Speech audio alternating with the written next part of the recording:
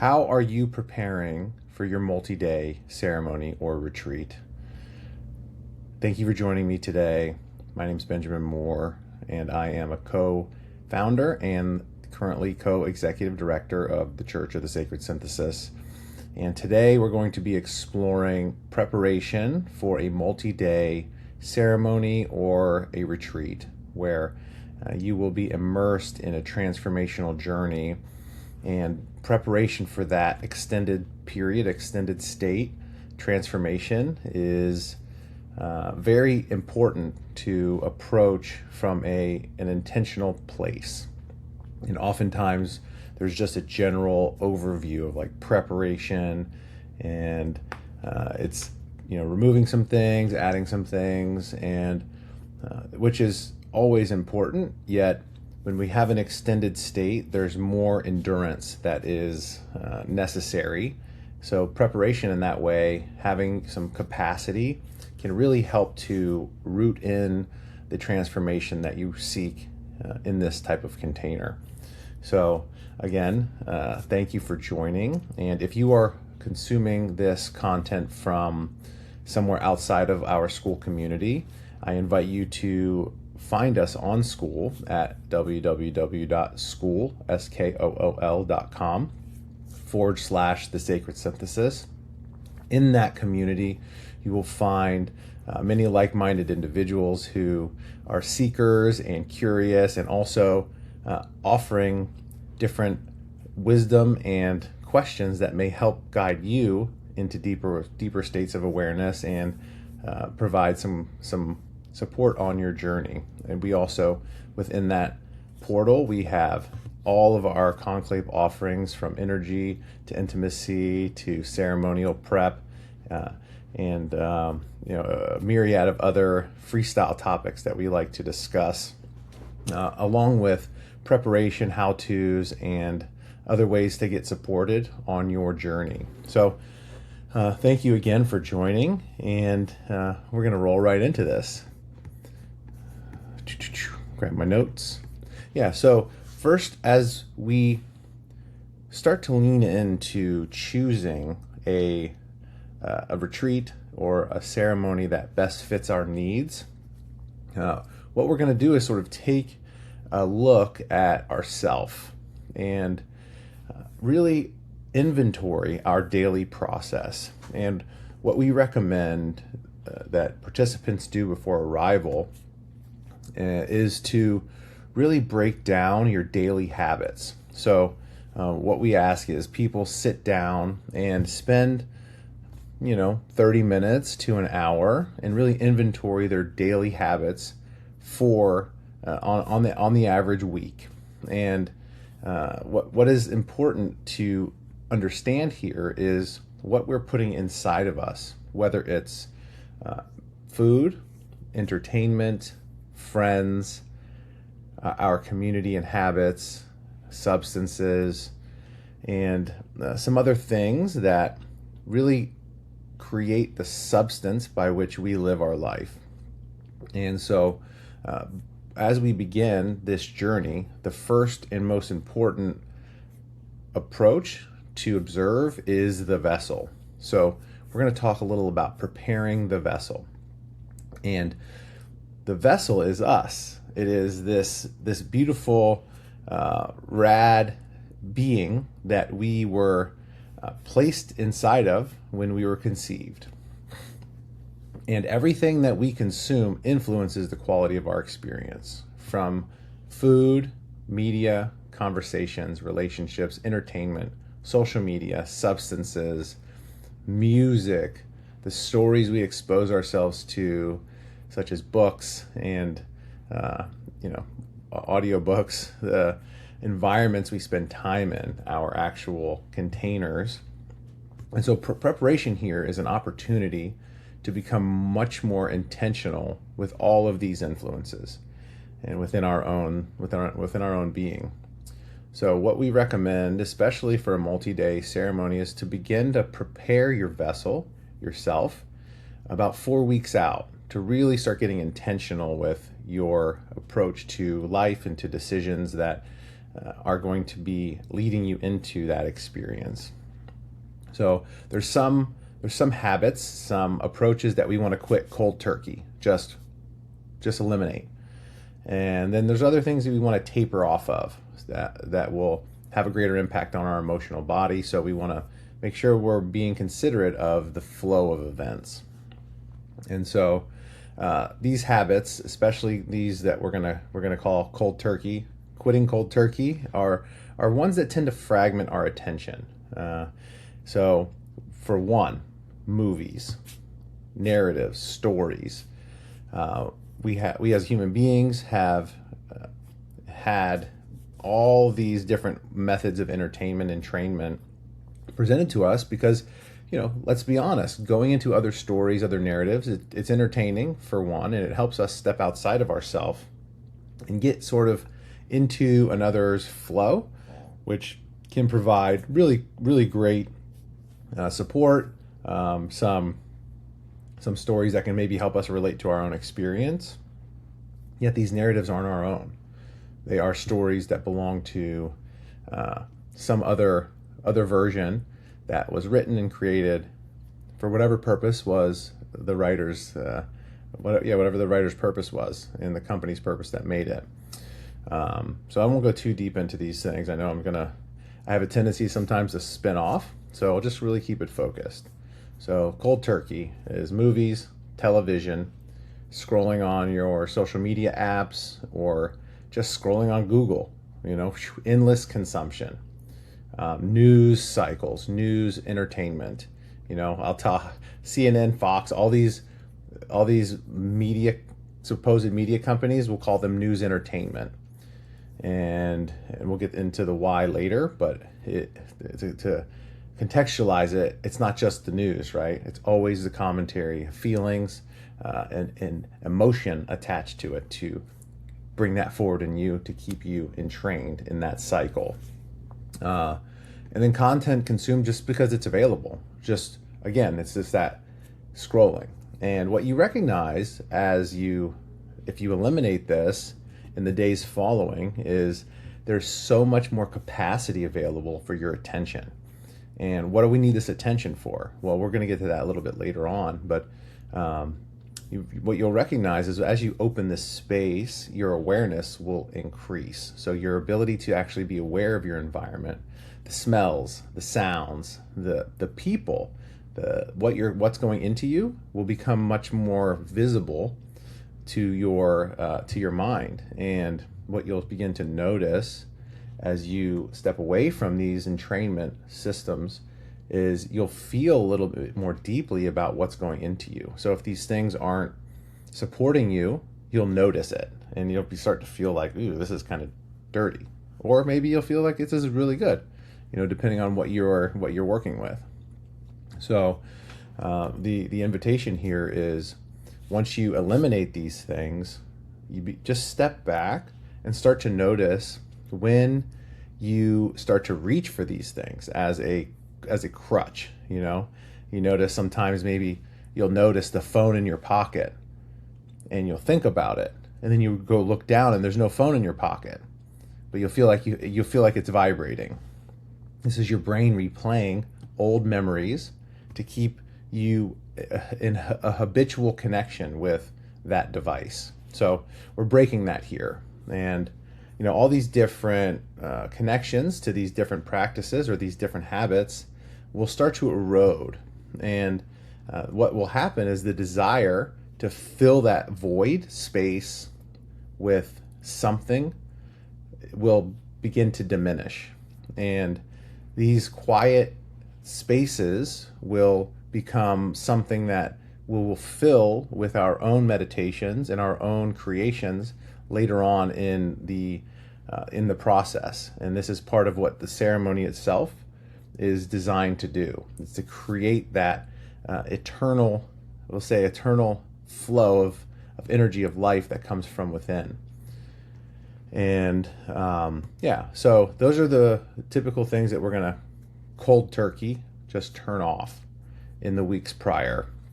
And so let's talk a little about the taper approach. So tapering is best suited for the things that we're actually physically consuming. So like food. Food is a useful thing to begin to transition from. If you have a habit of eating a lot of processed foods, a lot of heavy and dense starches, and things that create inflammation, this is the invitation to begin to slowly move away from that. And one of the best approaches I've found with foods especially is to halve the ingestion of the processed foods and replace it with an equally nutritious whole food. And that way you're not necessarily completely eliminating it and maybe feeling hungry or unfulfilled, but you're replacing it with something that's actually going to provide a lot of vitamins and nutrients and not create inflammation in the body. And as we move toward these more whole foods, these more nutrient dense foods, you'll start to notice that your experience is more supported, your energy is more supported, although you may not get that same satisfaction in the short term that eating a bowl of ice cream or some cookies will give you. What you'll notice as time goes on and you taper off of those completely, that the whole foods will actually give you more usable energy, so you can actually execute in your life and not have to go through these really weird sort of digestion curves where you get really tired and you're like, oh, I got to sit around and be lethargic, because the body's going through like a toxicity purge every time you eat. And along with that is adequate hydration. So if you're noticing that you're consuming other like sweetened or processed beverages, then as you taper those off in the weeks leading up to ceremony and begin to replace those with just water, you're going to have much more energy, because again, in some of the processed beverages and other things that you're consuming, there's toxins, there's chemicals that your body has to literally separate out from the liquid that you can use in your cells for energy. And so this gradual transition allows the body to adapt naturally and easily. And then one of the most important things that we'll talk about is alcohol. And I understand, of course, alcohol is a very common and utilized substance that is everywhere. And if you are a drinker, that's perfectly okay. No judgment here whatsoever. But this is the invitation to begin to reduce your consumption of alcohol. And we'll get into other substances a little bit later, but alcohol specifically is a very a complex molecule. Let's just call it that. So when you consume alcohol, it actually elevates your cortisol, which elevates all your other hormones and creates a hormone imbalance for approximately 8 hours post alcohol consumption. And that's even just with 1 ounce of alcohol. And what this does is put your body into a state of vigilance, where it has to work through this toxic environment to get you back into homeostasis, because your body is always trying to be in homeostasis or in balance. So if you consume alcohol, this is the invitation to, again, begin to taper it down. So quitting cold turkey with alcohol is not recommended. It can create a lot of complications. And so if we taper it, if you're a daily drinker, then you will want to, again, half your consumption every day until we get to the 2-week mark. So just begin to taper it down. And then at the 2-week mark, we're going to try and go to, if we can, get to elimination. So no more alcohol in the 2 weeks prior. If you're still at a point where you need to have just a little, then continue to half it until you get to 1 week out of ceremony, and then no more cold turkey. And allow yourself to feel into that, because as you've reduced the amount you use every day, the effects of the detoxification will be lesser and lesser. And what you'll notice, if you replace that consumption with drinking water and doing some vigorous exercise or some sort of movement practice as a replacement, the dopamine that is being sought by your brain, because your brain's literally in this dopamine surge or a dopamine scarcity when you remove alcohol, because it's a dopaminergic substance, you'll start to replace that activity in the brain with actual movement activity. And when you move the body and put it into a little bit of stress, your serotonin actually increases. And so your body will start to go into a serotonin a surplus from this, and it will actually crave the serotonin that you're producing from the experience as you work through movement and exercise. And so as we move forward, alcohol is an important aspect because it's widely available, but now we'll talk other substances. So any other substances that are dopaminergic or serotonergic, which are ones that really boost those two signaling neurotransmitters, we want to sort of reduce our dependency on those as well. So any substances, and we'll even talk cannabis or other plant medicines that support your journey. We don't necessarily have to fully eliminate these substances, but we want to reduce our dependency on them. So if you're smoking cannabis every day or utilizing other substances beyond if you were offered microdoses to prepare you for ceremony or other pharmaceuticals, this is the opportunity to begin to taper off of those as well. So I know cannabis can really support your journey, especially if you're working through PTSD, some depression, some anxiety, just getting you back into balance. It can be a very useful tool in that way. But this is, again, the invitation to begin to work on how do we support our own journey ourself, with our body, with our practices, so that when we go into this expanded state during the retreat, we can really just be present here and have all these actual tools. And so as we continue to create space for ourselves, we are replacing all of these consumption substances with our embodied practices. And one of the first practices that we'll begin to replace all of these with is spaciousness, right? So when we don't consume, we have more space. And in this space, we can begin to actually instill practice. And we've got other conclaves here that talk about the energy body, but one of the first practices once we expel these habits is protecting our energy. So actually clearing your auric field, finding your own wherewithal to be present in life without anything going inside of you to alter your perspectives. And this will allow more time for reflection, and spending time with yourself is also a way to create that space without any consumption.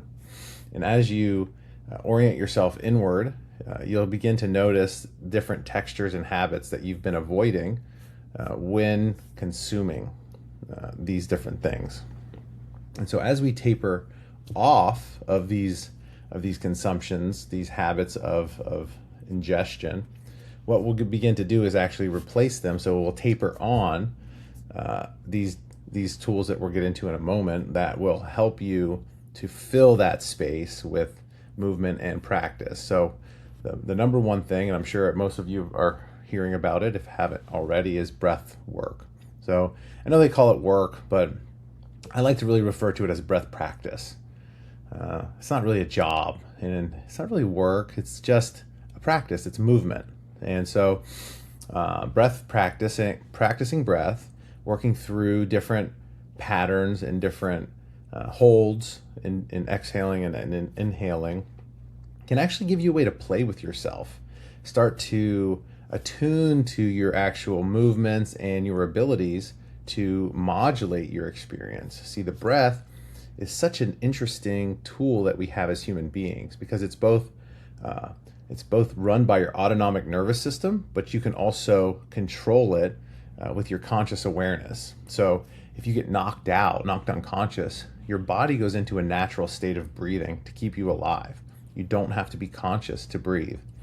Yet we also have a conscious way of of moving the breath, working the diaphragm to create different experiences for consciousness to filter reality through. So as we breathe, as we increase or decrease our breath rate, our experience changes because we're changing the oxygen levels in the blood, the carbon dioxide levels of the gases. So everything sort of can change through that mechanism and allow us to have a different lens, a clearer lens. And the working with your breath can develop a familiarity with the sensation of actually modulating your experience and learning how to activate different systems that can complement and support you on your journey. And I would say one of the most important aspects of breath work is it can help support you when you're really deep in a journey. This is sort of a tool that we use to coach people when they're in ceremony and they're in a sticky place and you're just sometimes can get lost or just going through like a really difficult transition. Dropping just into breath helps to navigate the experience, almost like a rudder where you can breathe up, breathe faster, and or slow down and focus on the breath and allow what's coming forward to flow instead of holding, grasping, or maybe avoiding. Just focusing on the breath. And then the information naturally flows through the experience. So going in with a practiced breath pattern, something that you've actually worked with, will enable you to have a much more easeful experience in the depth of it. And so doing this breath practice, starting 4 weeks out from ceremony, really just like for 5 minutes a day, leading up to the actual ceremony, which within it, we'll do sometimes an hour-long breath practice, maybe 2 hours. And you're not breathing hard charging the whole time. It's varied patterns, but having the endurance because you've done the practices beforehand will really give you a much more easeful experience within the retreat itself. And moving from breath as the beginning activity, there's other physical activities that we would want to incorporate as well. So the first and easiest we'll say is walking. Just going for a walk, moving energy, allowing the sights to kind of flow through your consciousness. And what this can do is help move stuck energy, stuck patterns that are stuck in the body in a much more easeful way than doing any sort of high intensity exercise. Next is strength training. So getting yourself into a state of resistance training with your body to enable yourself to support what is going on and put you in a state of overcoming resistance, which can be very, very nourishing. Yoga is another really useful approach, whether that is traditional yoga that we work with. You see people going into like Bikram yoga or other yoga flows, or Kundalini yoga, which is much more connected to breath and energetic awareness.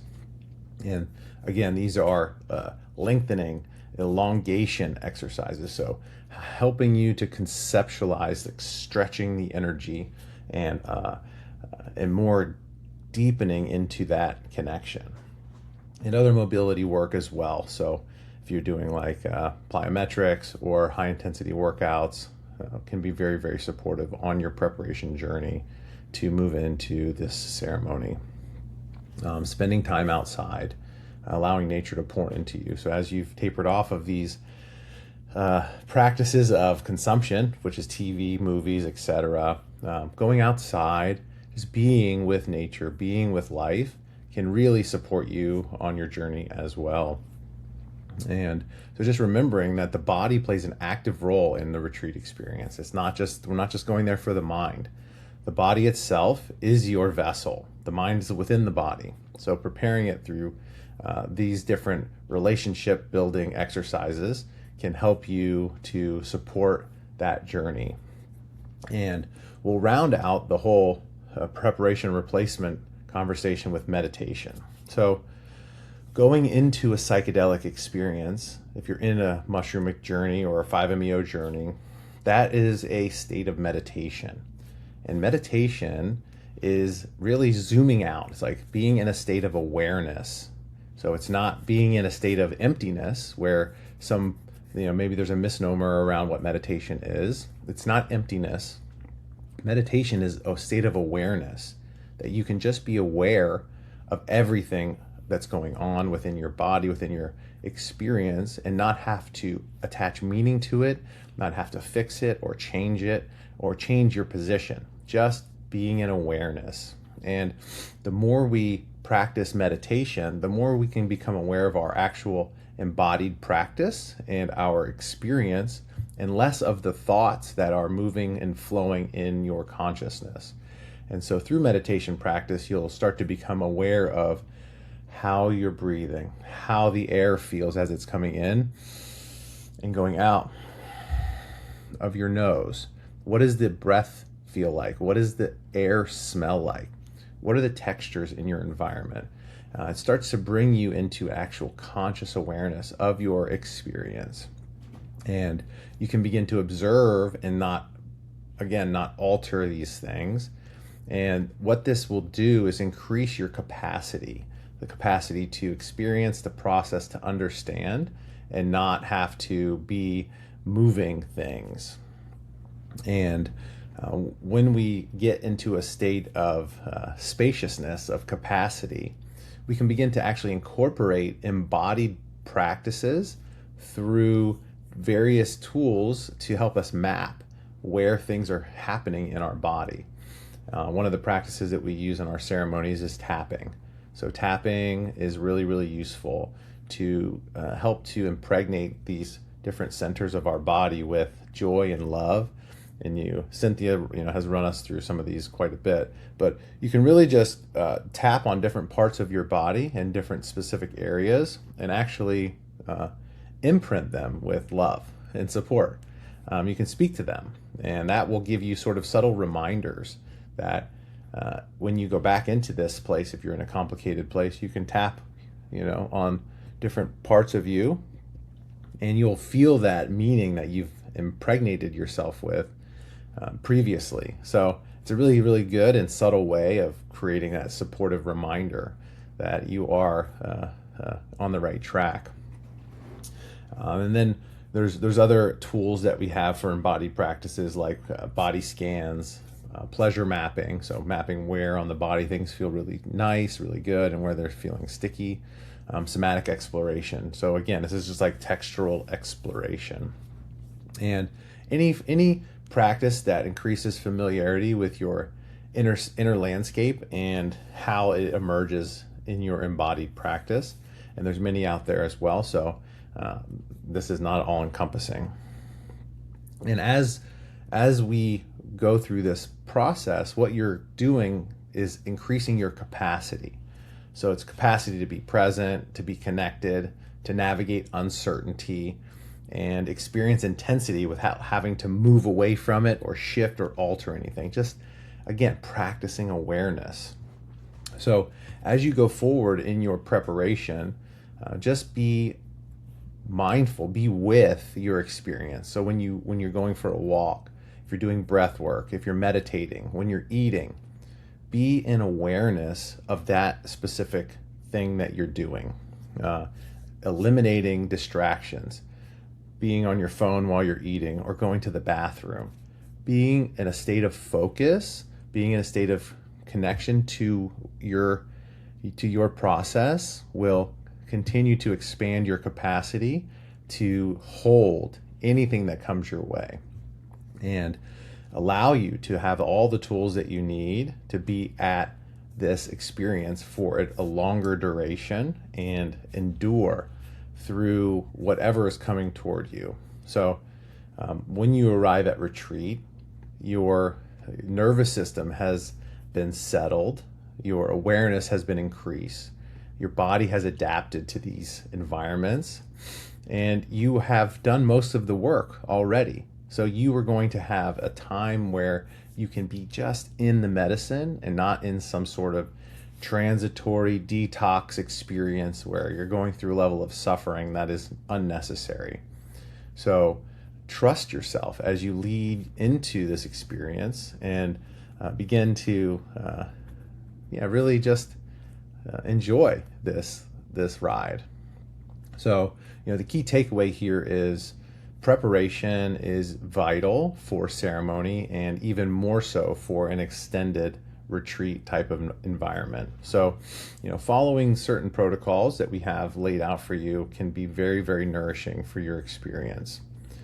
So with that, I'm going to close this out with a big thank you to everyone who watched all the way through. And if you have any feedback, please send it to us. You can email us at info@thesacredsynthesis.com, or send me or Cynthia a message directly in school. We love all of that support and feedback so we can continue to improve. And please share this. If you find value in this message and what I've shared today, please share it with anyone who you believe can benefit. And join us for anything that we have coming forward in the future. We'd love to see you in our monthly ceremony that we host. Typically it's at the end of every month, where we're going on a journey together, and we really love to create space for that for you. So thank you so much, and we really look forward to all the future we have together. So peace.